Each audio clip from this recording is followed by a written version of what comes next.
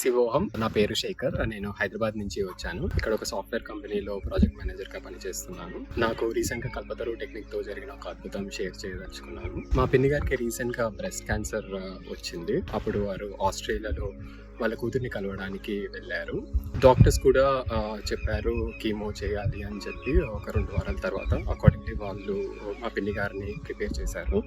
అప్పుడు నేను మా అమ్మగారు కల్పతరు టెక్నిక్ తో హీలింగ్ చేశాము. గురుగారిని కూడా ప్రే చేసుకున్నాము. కీమోకి ఒక రోజు ముందు మళ్ళీ టెస్ట్ చేయగా రిపోర్ట్స్ తేలింది అనగా క్యాన్సర్ కణాలు మొత్తం మాడిపోయాయి.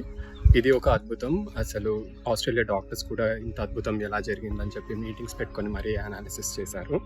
ఇది కేవలం గురుగారి కృప వల్లనే జరిగినది. ఇంత అద్భుతమైన టెక్నిక్ గురువుగారు మనకి ప్రసాదించినందుకు శతకోటి ధన్యవాదాలు.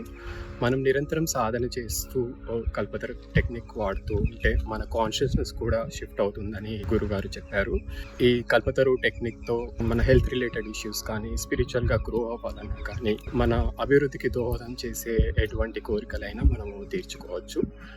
ఇంత అద్భుతమైన టెక్నిక్ గురుగారు మానవాళికి ప్రసాదించినందుకు ధన్యవాదాలు. శివోహం.